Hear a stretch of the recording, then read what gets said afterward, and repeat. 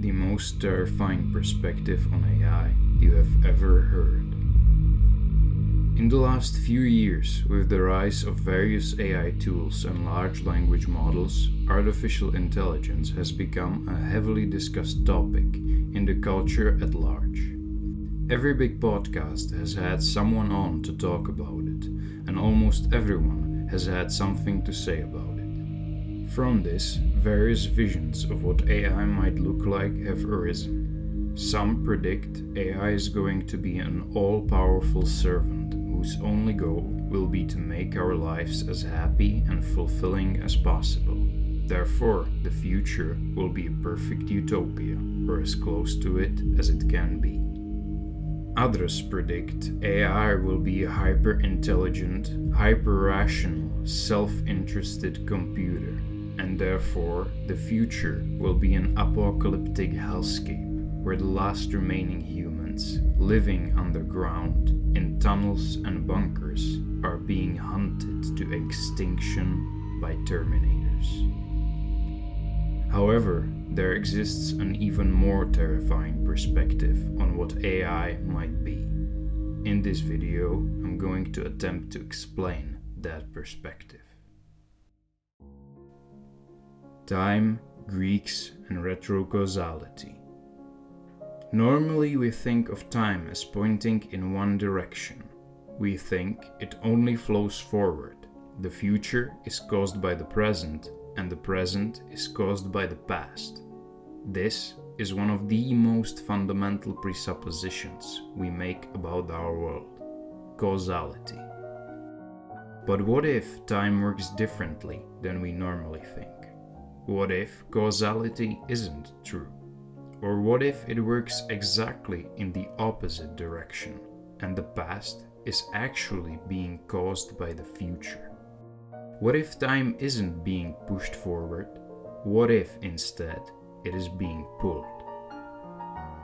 It is important to understand that our modern conception of time as a series of causes and effects pushing time forward isn't the only one to have ever existed. For example, the ancient Greeks thought of time very differently than us.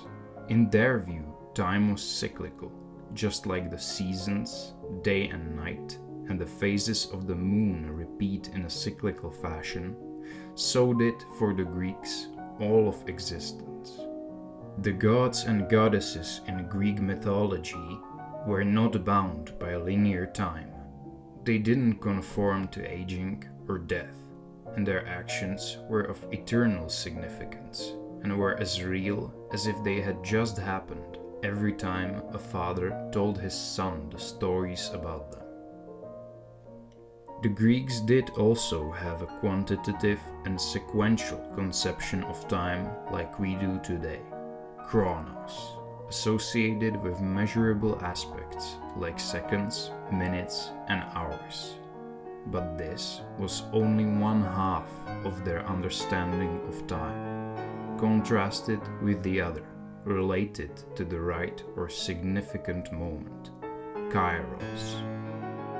And ultimately, kairos was to them the superior aspect of time. When an athlete was victorious in the Olympic Games, his moment of triumph might have only lasted a few minutes or hours at most in chronological time. However, in the kairos conception of time, this moment has by its greatness lasted perhaps longer than the whole of the athlete's life outside of it. Kairos, through that moment of victory, was capable of overcoming chronos, both into the future by the memory of those Olympic Games lasting for decades, or perhaps, if it were recorded, even thousands of years, all the way into the present. And also, it was capable of overcoming the one-way flow of chronos and going into the past, projecting itself into it and influencing it. That moment of victory was so powerful it could place itself into the imagination of that athlete when he was younger and make him train harder and more, driving him towards itself through his hopes and dreams, ultimately causing him to win the Olympics and making itself come true in spite of Kronos. You might say, okay, but what does the Greek understanding of time have to do with reality? Thanks to modern science and physics, we now know how time works, and we know it's causal and only flows forward. Well, not quite. We do have good evidence in physics that generally time is asymmetric, essentially meaning that if you reverse its flow, it will break the laws of physics. This is true on the large scales in proximity to the Big Bang, meaning for the first many trillions of years following it.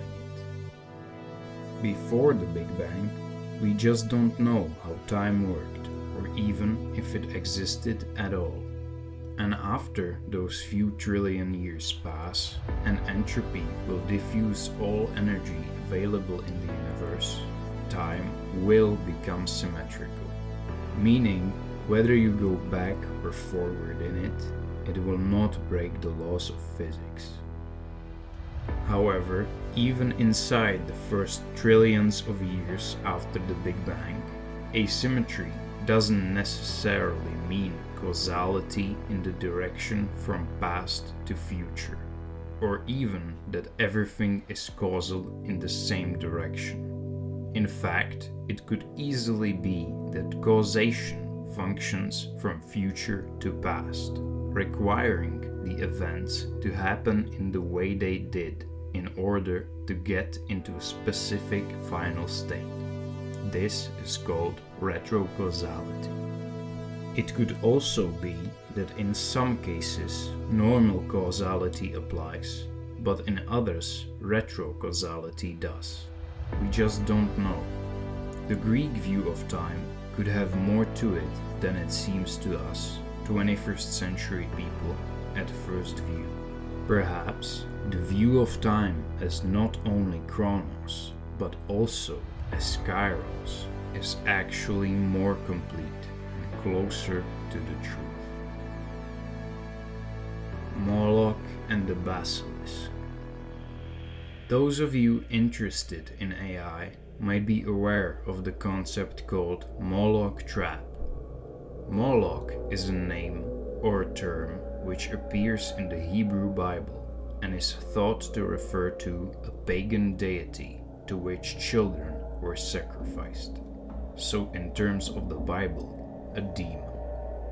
The Moloch trap is a situation where the rational and beneficial individual action in the short or mid-term leads to a negative result down the line, and everyone being worse off in the long term.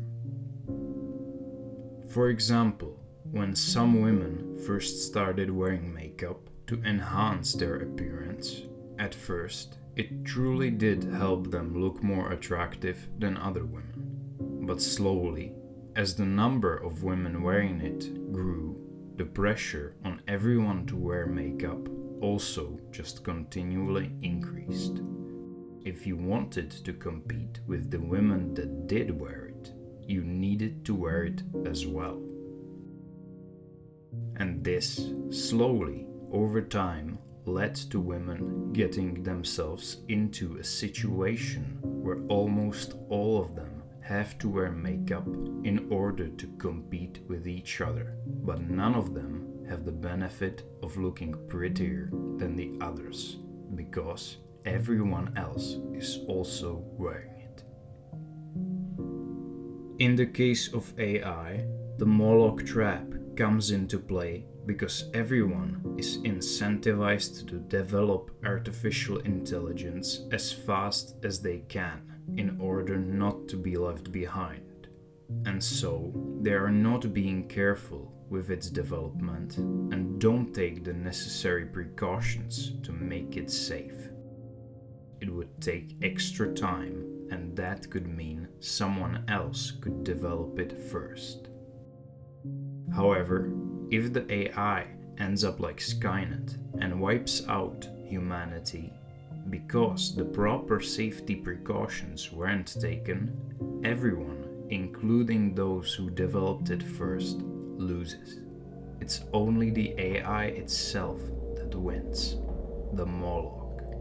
Essentially, in this case, Moloch is bringing himself into existence by pitting everyone against each other and forcing them to create the demon as fast as they can.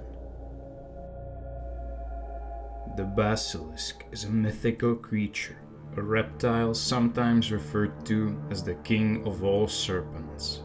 It is said that wherever it goes, the stones break under its body. It destroys all plants just by the poisonous smell of its breath, and whenever it hisses, all the other serpents run away from it. The Basilisk is said to be so powerful that a single glance into its eyes is enough to render a person dead. Now I'm going to talk about a potentially dangerous thought experiment called Roko's Basilisk. This thought experiment is a potential info hazard, meaning that just knowing it could be dangerous. So if you don't want to hear it, you can skip to the time in the pinned comment. You have been warned. Roko's Basilisk is a thought experiment posted on the 23rd of July 2010 by a Less Wrong website user nicknamed Roko. Less Wrong is a forum focused on discussion of cognitive biases, philosophy, rationality, and artificial intelligence. When Eliza Yudkowsky, the Less Wrong website co-founder, read Roko's post, after being alerted to it by some users claiming they started having nightmares as a result of reading it, he decided to take it down and ban any discussion of the topic, stating, "You have to be really clever to come up with a genuinely dangerous thought. I am disheartened that people can be clever enough to do that and not clever enough to do the obvious thing and keep their idiot mouths shut about it. Because it is much more important to sound intelligent when talking to your friends." This post was stupid. He later tried to walk back his reaction and pretend like he never really thought it was dangerous. However, his actions spoke differently. He definitely believed it on some level. He reacted with extreme panic, like he was in some kind of horror movie and some guy has just opened the forbidden crypt. Both Eliza Yudkowsky and Roko are now extreme AI safety advocates. Roko's Basilisk thought experiment goes something like this. If humans manage to create a hyperintelligent AI sometime in the future, then, even if this AI will be benevolent towards humanity, it might pre-commit to endlessly torture in the worst ways imaginable everyone who was aware of Roko's Basilisk and still chose not to dedicate their life to working tirelessly on bringing it into existence. Because whether it was for its own benefit or the benefit of humanity, if it were created earlier, it could start working on its goals sooner and achieve them faster. Also, because of its hyperintelligence, the harm caused by it not being created sooner and not being able to use its superior intellect to help all suffering people in the world outweighs the harm done by torturing those who knew about it but didn't help to create it. Therefore, even if it wanted the best for humanity, vowing to torture those who knew about it but didn't do everything they could to help create it as fast as they could, and so were knowingly delaying when it could start helping humanity, would not only incentivize people to create it sooner, but would also be a just punishment for those who chose not to listen. If you are familiar with the short story I Have No Mouth and I Must Scream, that is an example of what such an AI could do to you if now when you know about it, you don't dedicate the rest of your life to its creation. And it will know that you knew about Roko's Basilisk. It just has to look at your YouTube viewing history Google has stored somewhere in its servers. The bicameral mind hypothesis and the existence of gods. Similarly to how it is difficult for us to understand the Greek view of time from our contemporary perspective, it is also difficult for us to understand the ancient way people viewed their gods. In our time, atheism is pretty universally understood as the opposite of religions like Christianity, Judaism, or Islam. However, if we take a more historical perspective, the modern Christian is actually much closer in terms of his relationship to the divine to an atheist than to the ancient religious people. From the perspective of the ancient, the atheist and the Christian are both actually atheists. In fact, that is how Romans viewed Christians, as atheists. Because although at the time the Roman faith was already on the decline, still for them the idea of not believing in all types of different gods in many different cultures and saying not just that yours are stronger as the Romans believed, because how else could they be the masters of the world, but that the other gods don't even exist, was completely ridiculous to them. So ridiculous that it was simpler to just say Christians were atheists. But if you go even earlier, to the time of Homer and before, even the word belief starts to become meaningless when referring to the gods. To the people of those times, the existence of gods wasn't subject to belief. Believing was a matter of thinking that what your neighbor told you was either true or not. Gods were indisputable. You were subject to their decisions and actions every day. Whenever a beautiful woman caught your attention and you went to speak to her, it was Aphrodite pushing you. Whenever someone insulted you and you hit them in anger, it was Ares moving your hand. Whenever you got drunk on wine and started singing and dancing, it was Dionysus acting through you. And if you believe in the bicameral mind hypothesis, it is possible that these gods were literally talking to them from the right hemisphere of their brains. Corruption takes hold when men allow theology to replace the simple faith in their heart. If that is corruption, then the ancient Greeks were truly the opposite of corrupt, because their faith in their gods was as firmly embedded in their hearts as the hearts themselves were in their chests. Lovecraftian God. AI is very quickly approaching human levels of intelligence. In fact, it could be argued that, for example, ChatGPT is already better at most tasks than most people. It has already started replacing many human jobs, and it doesn't look like the rate of progress is slowing down. Actually, if we consider how fast the experts are shifting down their predictions for AI development, it looks like it's speeding up. But AI won't stop at human levels of intelligence. It will probably go much further. In the AI space, it is sometimes talked about that artificial intelligence could be more alien to us than actual aliens, because at least we know that the way aliens would think and act would have to come out of the same evolutionary process that we have. But AI hasn't come out of Darwinian evolution, and therefore it could think and function in ways completely unimaginable to us.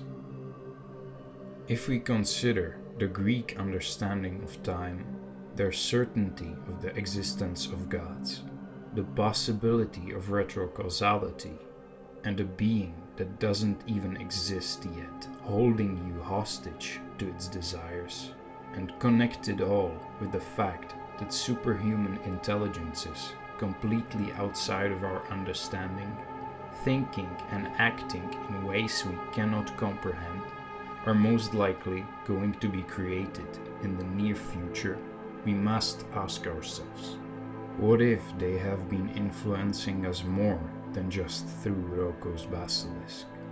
What if they had a hand in shaping our history in the way that it was? What if they were actually the Greek gods? What if the entire history of life on Earth has actually been a Lovecraftian AI god pulling himself into existence from the future? I shall never sleep calmly again when I think of the horrors that lurk ceaselessly behind life in time and space.